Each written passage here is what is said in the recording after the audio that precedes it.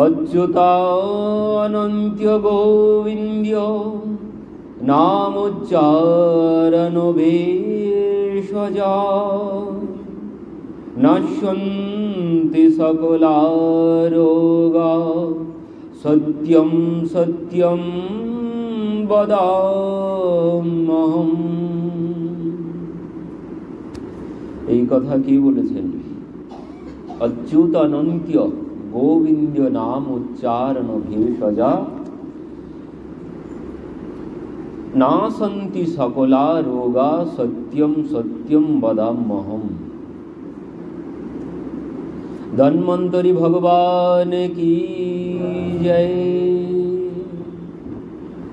আজ হচ্ছে সেই ধন্বন্তরী ভগবানের আবির্ভাব তিথি। আজ একটুখানি তিথির গোলমাল হয়ে গেছে। ধনতেরাস যেটা আমরা সবাই বলি সেটি কিন্তু আজ, গতদিন অনেকে করেছে, কিন্তু আজকে ঠিকঠাক তিথি আজ। মানে আমরা তিথির একটু আমাদের গণ্ডগোল, আমরা সবাই বুঝি না। যেমন দীপাবলি নিয়েও এবার অনেক ঝামেলা আছে। কেউ করবে সোমবারে, কেউ করবে মঙ্গলবারে। কেন? কারণ একটা ওই একাদশীর ক্ষেত্রেও যেমন আমাদের হয়, আমরা প্রথম দিন না করে দ্বিতীয় দিন করি। কেন করি? কারণ ওই যে ধরুন একাদশী মানে তিথি মান্যতা কোনটি পায়, মানে কোন দিনে তিথি মান্যতা পায়। ধরুন আজকে গতদিন তৃতীয়া লেগেছে দুপুরবেলা 2টোর সময়, আজ দুপুর 2টো পর্যন্ত আছে। সেই অনুযায়ী ধনতেরাস মানে ধন্বন্তরী ভগবানের আবির্ভাব তিথি গতদিন 2টার সময় লেগেছে, মানে তৃতীয়াতে ধন্বন্তরী ভগবানের আবির্ভাব হয়েছে। এবার সেই তৃতীয়া লেগেছে গতদিন 2টোর সময় দুপুরবেলা, আর আজ দুপুর 2টো পর্যন্ত আছে। তো এবার অনেকে গতদিন করেছে, কিন্তু বিশুদ্ধ সিদ্ধান্ত মতে আমাদের যেরকম একাদশী পরের দিন হয়, ঠিক তেমন আজ। কেন আজ? মানে দ্বিতীয় দিন আমরা একাদশী কেন করি? সব কিন্তু একাদশী আবার দ্বিতীয় দিন হয় না, প্রথম দিনও হয়। দ্বিতীয় দিন কেন হয় একটুখানি বুঝে নেবেন, আর কোনো গণ্ডগোল থাকবে না কোনো কিছুর ক্ষেত্রে। আমরা লক্ষ্মী পূজা করলাম, সেখানেও গণ্ডগোল, আগের দিন সবাই করেছে, কিন্তু পরের দিন হয় ঠিকঠাক মতো। কেন হয়? কারণ দেখুন, এই যেমন গতদিন ধনতেরাস মানে তৃতীয়া লেগেছে 2টোর সময়, আজ দুপুর 2টো পর্যন্ত আছে। এবার এই যে আমাদের মান্যতা পায় তিথি বিশুদ্ধ সিদ্ধান্ত মতে তৃতীয়া হচ্ছে আজ। কেন আজ? যেন সূর্য উদয়ের সময় যে তিথি মাথায় করে সূর্য উদয় হচ্ছে সারাদিন সেই তিথি। তাই সে 1 ঘন্টা থাকুক আর 2 ঘন্টা থাকুক, সারাদিন সেই তিথি। না আজকে চতুর্দশী না, চতুর্দশী কাল পালন হবে। না না, কালকে হিসাব তো দেবেন। প্রদীপ দিতে তো কোনো অসুবিধা নেই, আজকেও দিলে লাভ হবে, কালকে দিলেও হবে, কারণ দামোদর ব্রত, আপনি যত প্রদীপ দিতে পারেন। কিন্তু চতুর্দশী ঠিকঠাক কালকে, আজকে চতুর্দশী 2টোর পরে হয়েছে, 2টোর থেকে চতুর্দশী, তৃতীয়া মানে ছেড়েছে 2টায়। এইবার চতুর্দশী আজ ঠিক না, সূর্য উদয়ে যে তিথি থাকবে সেই তিথি মান্যতা পাবে সেদিন সারাদিন। তো এই জন্যে আজ হচ্ছে তৃতীয়া, আজ ধন্বন্তরী ভগবানের আবির্ভাব তিথি। আমাদের একাদশীর ক্ষেত্রেও এটাই হয়। সূর্য উদয়ে যদি একাদশী না লাগে তাহলে সেদিন একাদশী পালন হয় না। এই জন্যে আমরা দ্বিতীয় দিন একাদশী ব্রত সব প্রায় দ্বাদশীতেই পালন। আমাদের একাদশী, অধিকাংশ একাদশী দ্বাদশীতেই হয়, কারণ এটাই হচ্ছে কারণের। তো ঠিক তেমন এবার দীপাবলি মানে কালী পূজা, কালী পূজা পড়েছে সোমবার, সেখানেও ঠিক ওই একই সমস্যা।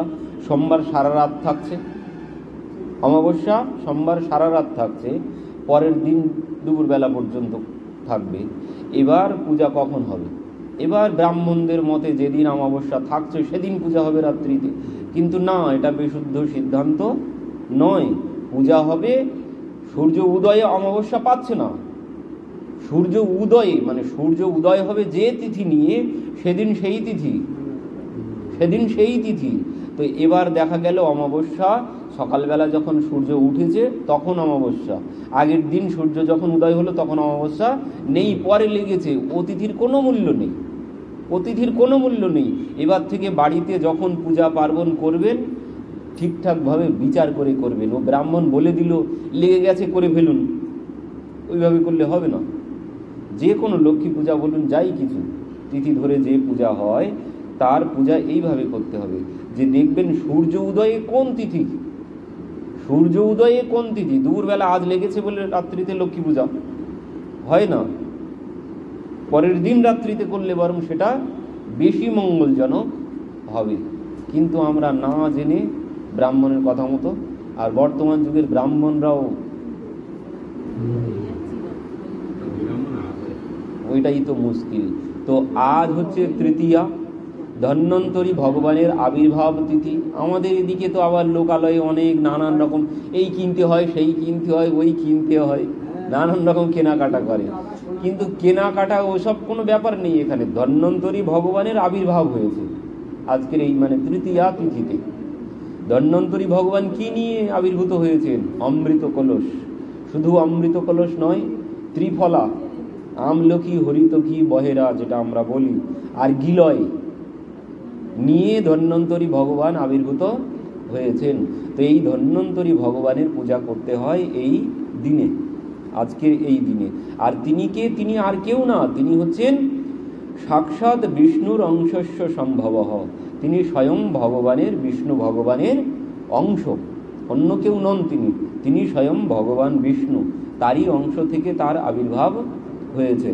তো এই ধন্বন্তরী ভগবান তিনি কি করেন? সমস্ত রোগ, তার নাম করলে সমস্ত রোগ নিরাময় হয়ে যায় ধন্বন্তরী ভগবানের নামে। তো ধন্বন্তরী ভগবান নিজে বলছেন ধন্বন্তরী ভগবানের নামে সমস্ত রোগ নিরাময় হয়, কিন্তু ধন্বন্তরী ভগবান বলছেন অচ্যুতানন্ত গোবিন্দ নাম উচ্চারণ ভেষজ। বলছেন আমি একটা সত্য কথা বলি, শোনো, জগৎকে বলছে। আমি তো আয়ুর্বেদ কোথার থেকে এসেছে? এই ধন্বন্তরী ভগবান এই আয়ুর্বেদ এনেছেন।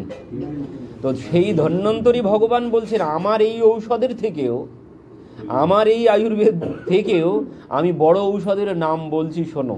সেটি কি? বলছেন অচ্যুত অনন্তীয় গোবিন্দীয় নাম উচ্চারণ ভেষজ। এর থেকে আর কোনো বড় ঔষধ নেই। এই ঔষধের সমস্ত রোগ সেরে যাবে। কি বলছেন? নাশন্তি সকলা রোগা, সমস্ত রোগ নাশ হবে। সত্যম সত্যম বদাম্যহম, আমি সত্য কথা বলছি। তো না, রোগ কিসে সারবে?